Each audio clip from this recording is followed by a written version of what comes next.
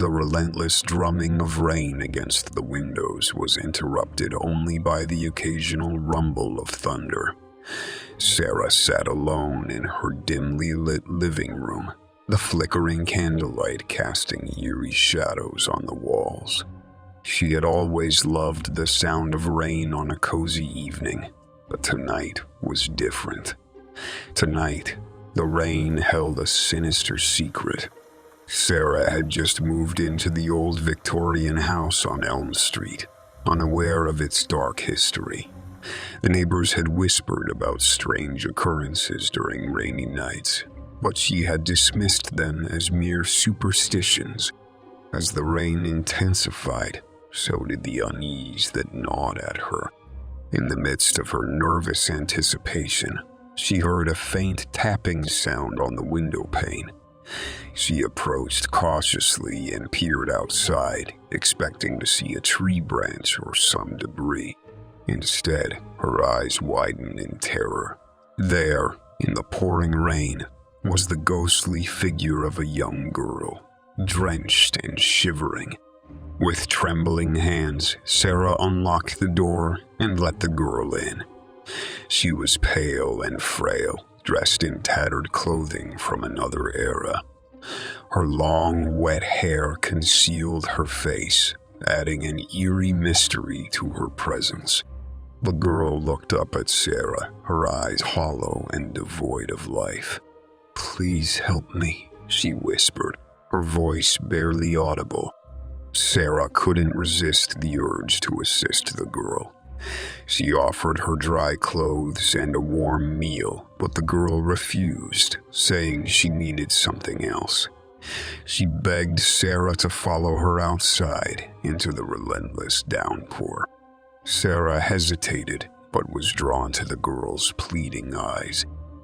They ventured into the rain-soaked night, and the girl led Sarah to a decrepit well hidden at the edge of the property. The raindrops formed a haunting melody as they hit the well's stone surface. The girl pointed down into the darkness, her voice quivering. "My body lies at the bottom of this well. I was trapped here, cursed to wander on rainy nights until someone helped me."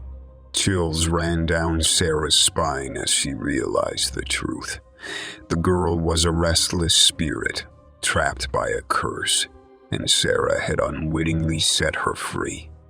A cold, bony hand emerged from the well, grabbing Sarah's wrist with a grip like icy steel. "I need a host," the girl whispered, her voice now filled with malevolence. Sarah's scream was drowned out by the relentless rain as she was pulled into the well, her body vanishing into the abyss. The rain continued to pour, washing away any trace of the horrifying encounter. The next morning, the sun rose over Elm Street, but it revealed a house that would never be the same. Sarah's belongings remained undisturbed, her absence a mystery that would haunt the neighbors for years to come. The rain had taken her, just as it had taken the girl's freedom. Neighbors whispered of Sarah's fate, of how she had vanished into the well, becoming one with the restless spirit. They avoided the house on rainy nights, fearing the eerie presence that lingered there. The rain, once a comfort, had become a chilling reminder of the horrors that could befall those who dared to unlock the secrets of Elm Street. Story 2: The Torrential Secrets.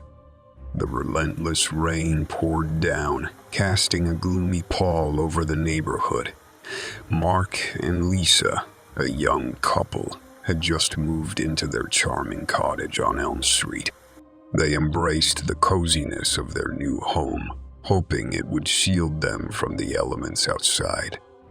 Little did they know, the rain brought with it the chilling secrets of their neighborhood. As the clock ticked past midnight, the rhythmic tapping on their front door grew louder and more insistent. Mark exchanged wary glances with Lisa before cautiously approaching the door. With a deep breath, Mark swung it open, revealing their neighbor, Mr. Anderson, drenched and disheveled. "I need your help," Mr. Anderson stammered, his eyes wide with fear. The couple invited him inside, and Mr. Anderson began to unravel a tale that sent shivers down their spines. He had been a resident of Elm Street for decades, and he knew of the dark history that plagued their neighborhood. Their cozy cottage, it turned out, was built atop the ruins of an old asylum where a notorious serial killer named Simon had been incarcerated. According to local legends, on rainy nights like this, Simon's malevolent spirit would roam the neighborhood, searching for his next victim. Mark and Lisa had dismissed these stories as mere superstitions, but the terror in Mr. Anderson's eyes made them reconsider.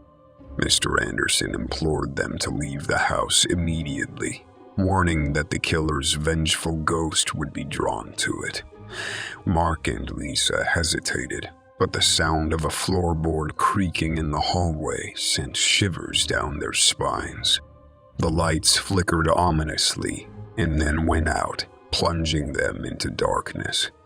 The dripping water in the house echoed like eerie whispers as they fumbled for flashlights. In the dim light, they saw a shadowy figure standing in the hallway.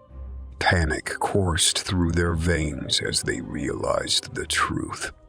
The serial killer's malevolent ghost had found them. Mark and Lisa backed away slowly, their hearts pounding in their chests.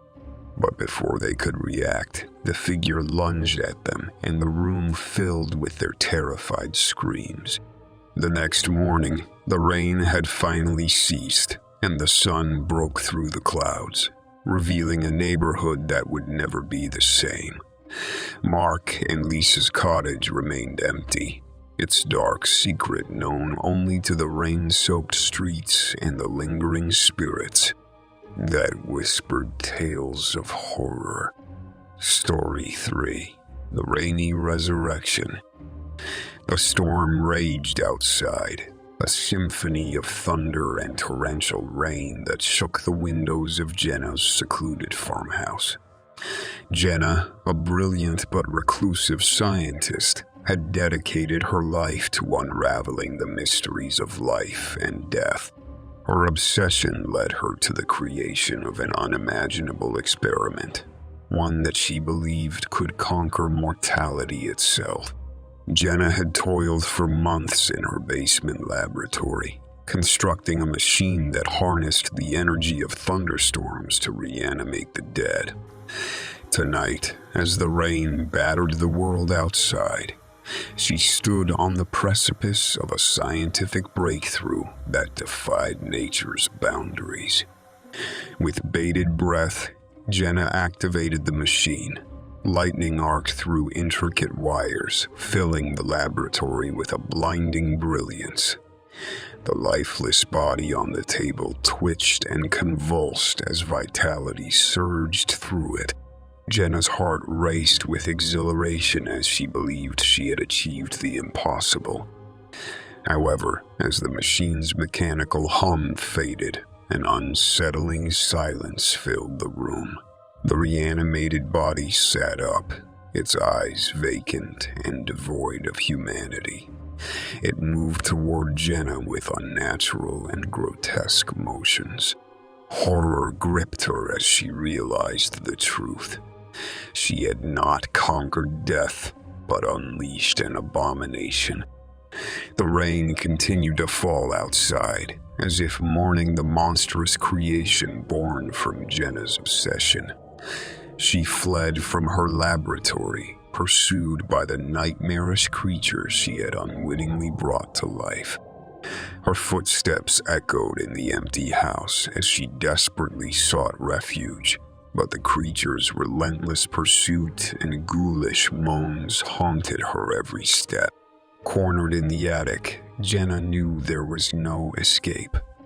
The creature lunged at her, its cold, lifeless hands closing around her throat. She gasped for air, her vision fading as the rain continued to fall outside. In her reckless quest to conquer death, she had unleashed a horror from which there was no salvation. The rain outside finally began to subside, as if the storm itself had been a witness to the horror that had unfolded within the house. Jenna's lifeless body lay in the attic, a chilling testament to the cost of her obsession, while the farmhouse remained a grim reminder of the folly of tampering with the forces of life and death.